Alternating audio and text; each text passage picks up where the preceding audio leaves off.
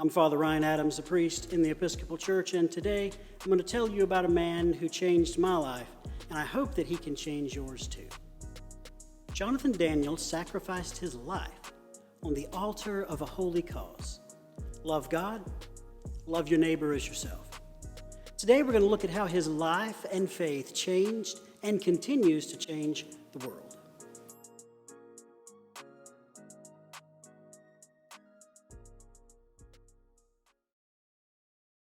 Maybe you've heard of him, maybe you haven't. But if you visit the National Cathedral in Washington, D.C., there you might enter the Human Rights Arch. And if you do, you'll see some stone carvings of people that you know. And you know very well: Dr. Martin Luther King, Mother Teresa, Rosa Parks, Eleanor Roosevelt. But then if you pay attention, you'll see a sculpture of a young man that you might not recognize. His name is Jonathan Daniels. Why is he there? Because he dedicated his life to Christ. Thus, he dedicated his life to the rights and the dignity of all human beings. Jonathan Daniels was a seminary student at the Episcopal Divinity School in 1965. And then suddenly his life changed when he heard Dr. Martin Luther King's call for white ministers and priests to come to Alabama in support of civil rights.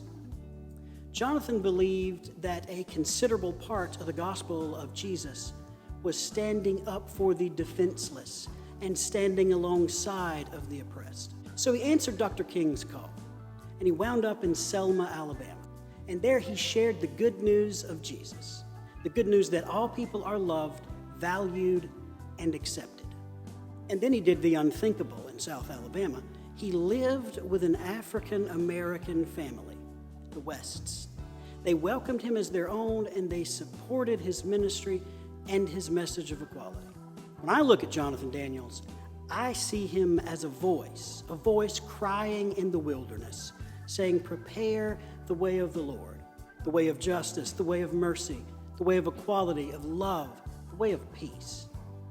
Later in the summer of 1965, he turned his ministry toward Loudoun County between Selma and Montgomery. He was the first white civil rights activist brave enough to go to Loudoun County. He found out in a hurry that his clerical collar there made him a target of the racists because they viewed him as a traitor of his own race. Now keep in mind, in 1965, Loudoun County was 80% African American, and not one single African American was registered to vote. And Jonathan wanted that to change. Then on August 14th, 1965, Jonathan Daniels and Ruby Sales were among 29 people who were arrested for protesting a store that only sold food to white people. The authorities hauled them to jail in the back of a garbage truck and left them incarcerated for 6 days with no running water. And then on August the 20th, all of the protesters were released. Jonathan Daniels, Ruby Sales, and 2 of their friends walked across the street to a store to buy a soft drink. Waiting on the steps of that store was Tom Coleman, a part-time sheriff's deputy. He was holding a shotgun. Coleman raised his gun and pointed it at Ruby Sales. Jonathan Daniels shoved her to safety and threw his body in front of Coleman's shotgun's blast. He was killed instantly. Then Coleman shot and wounded another clergy person, Richard Marisro, a Roman Catholic priest who thankfully did survive. Coleman was tried and ultimately acquitted of the murder by an all-white, all-male jury. He claimed that they threatened his life with a knife, that somehow between the door of the jail and the store directly across the street, they acquired a knife. No such knife was ever found, but it was enough for white men to let Coleman go. And that really does make you wonder, does it not? Did Jonathan Daniels die in vain? No, I don't believe he did.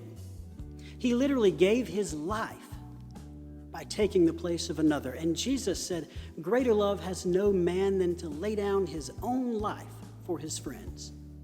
So like John the Baptist, Jonathan Daniels is still a voice, crying in the wilderness, preaching the message of Jesus, the dignity of every human being. His ministry is still alive and at work.